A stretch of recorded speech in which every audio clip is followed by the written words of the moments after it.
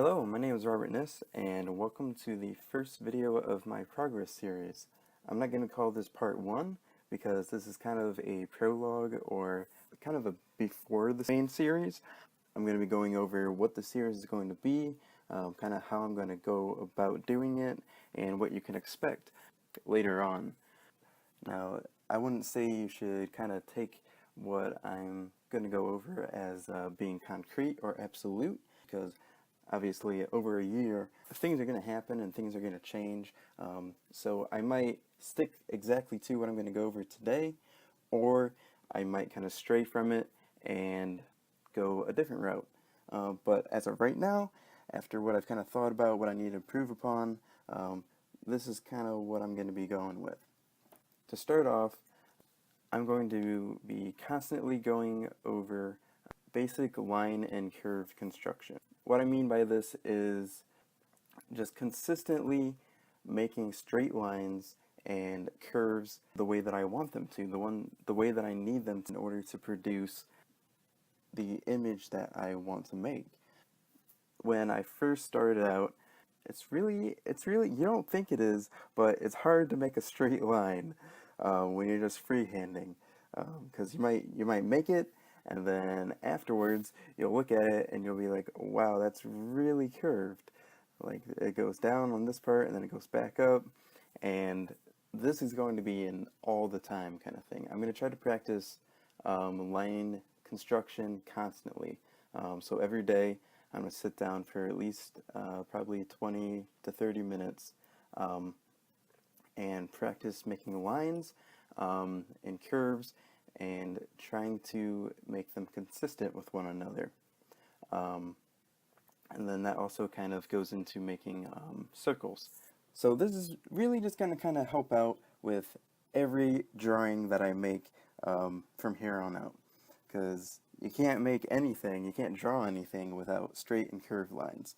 So that's why I'm kind of going to be trying to put a lot of focus on just handling my pen and producing what I want to produce. From there, I'm going to move into primitives, so just really basic three-dimensional shapes. This involves like cubes, cylinders, pyramids, other kinds of prisms, such as rectangular or triangular, and attempting to use horizons and vanishing points in order to get a consistent perspective. Now, I try to use vanishing points when I made these here. You can see my horizons in the background, and I had vanishing points off to the side somewhere, kind of like this. But as you can kind of tell, the curve up here at the top isn't really, to me, it looks a little off. Like, I don't know if it's the curve itself or if the perspective is kind of right, but the curve is too sharp. Kind of, it goes up and then it comes down too quickly. So that might just go back to the whole being consistent with when I want to like create.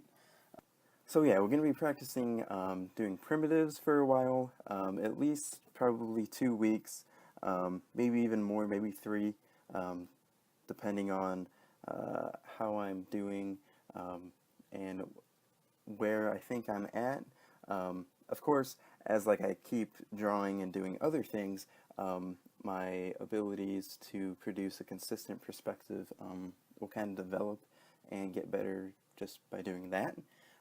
But I want to kind of focus and commit a specific amount of time to doing just these. Okay, from there I'm going to move on to complex objects. Now I'm not really sure if this is what like it's actually supposed to be called. What I'm thinking of as a complex object is a three-dimensional figure that is kind of made up of other three-dimensional figures, like multiple ones. So like you can imagine this as kind of a house here. Like it's got the two parts of the house, one here, and then the roof on top. And kind of just deconstructing it to its basic parts and trying to produce it with a consistent perspective. Again, using the horizon in the background and my vanishing points. So this will be, examples of houses, maybe like jars, where jar would be kind of a cylinder, a taller, wider cylinder, and then the lid on top would be a really short but really fat or wide cylinder. And just trying to be consistent with my perspective. And then afterwards, after I kind of get good at making basic constructions or kind of breaking it down into its basic parts, then I can go from there and add on the details to actually make it look more like what I want it to look like. Because when you look at this, it doesn't really look like a house per se, but once I get better with producing a more consistent perspective by breaking it down into its basic parts, then I can kind of go back and add in like windows, maybe like a sun up top. I don't know. Well, we'll see. But I'm thinking that it'll help me produce a better result by if I focus on the basic structure of the object. Okay, so then from complex objects, I want to move on to shading. What I mean by shading is taking those complex objects, or just like the primitives, and making them more realistic by adding a lighting element to them. So you can kind of see from this sphere here that I made that the lightest area is up in this kind of the top left section here. So the light would be coming in kind of at an angle this way, where it hits here and it's the most intense, and then it kind of gets faded out and becomes darker along the backside. But with the sphere, a sphere is kind of a interesting object, because when its basic outline is just a circle. That's a really bad circle. Here we go. Okay, it's a little better. I don't have like a screen on my tablet. It's just like a basic like pressure sensitive tablet, so it's kind of hard to produce what I actually want to make, which is why I'm going to be focusing on everything on the paper. But back to what I was saying. A sphere is basically like a circle, but you can't tell that's a sphere unless you add shading to it. So like if you kind of look up here, the circle here, you could say that this is a sphere or a ball or something like that. But until you kind of start adding in the shading and making a lighter part and a darker part, you can't really tell that it's supposed to be round or three-dimensional. So that's what I kind of mean by adding shading to my objects. They'll become more realistic, more defined, and more accurate to what they should actually look like in a real setting. Probably won't spend a lot of time on complex objects, since it's basically just adding more to primitive objects, so won't spend very long on that.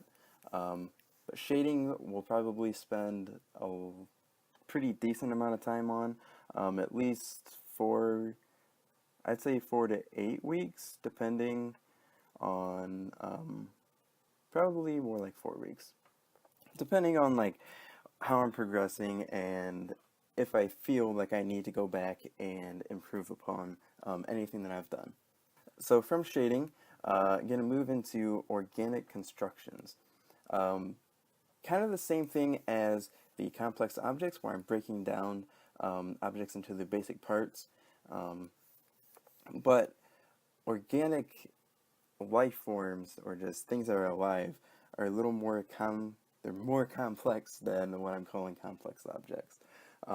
There's more to them, and you have to be a lot more accurate with it in order to kind of create to give it the right look that you want.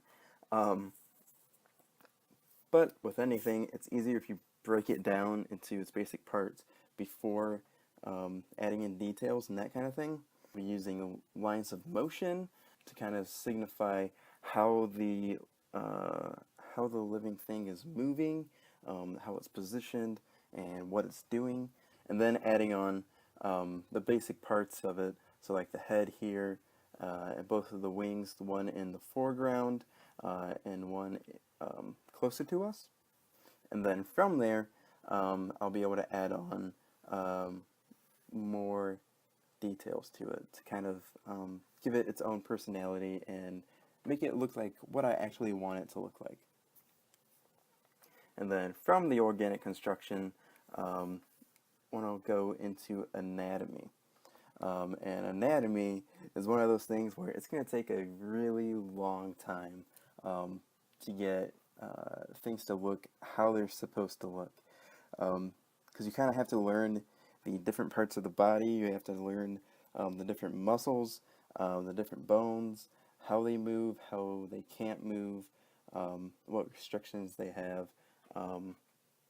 and also the different body styles. And there's of anything on here, I'm going to spend, you can expect to spend the most time on anatomy. Anatomy is going to take a lot longer to kind of get good at than a year, but I'm interested to see where I'm at by the end of this year-long progress series that I'm making.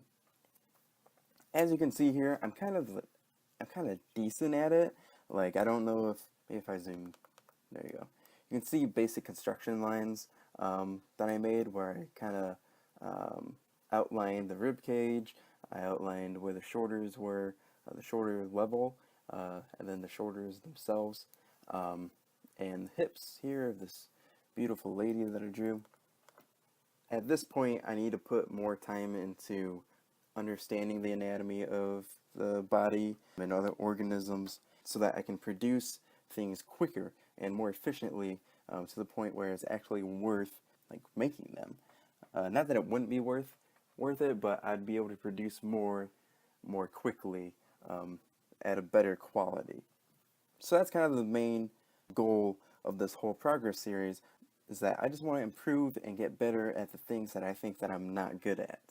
I'm not saying that this is a good way to go about getting better at drawing or anything like that. Like, obviously doing this will help me, but is this the best way? Absolutely not. I came up with this over a few days of just thinking of what I wanted to get as my end result. But if you'd like to follow along, you can. I'll be posting updates weekly. You can expect them every Monday. Unless something happens, then you can expect it the following Monday. And I'll try to recap what happened those 2 weeks where I kind of skipped in the middle. And you can expect it to last 1 year. It might be a few weeks less, it might be a few weeks more, depending, on life. Things happen. But I'm really going to try to stick to the 1 year mark, Labor Day to Labor Day, basically, if you're in America. If you think that there's anything that I can change about this, about kind of how I'm going to go about improving and what I'm going to work on for this next year, if you think that there's something that I should kind of add into the middle, in between here, then, tell me, let me know in the comments. Say hey, I think you could do better, or you get a better result if you added this in before you tried moving on to this. I'll gladly welcome those kind of things. The whole point of me doing this is to improve and get better. And if you have suggestions for that, I would love to hear them. If you're interested, go ahead and subscribe, and I'll see you guys in the actual series for the first upload. Thanks for watching, and have a great day.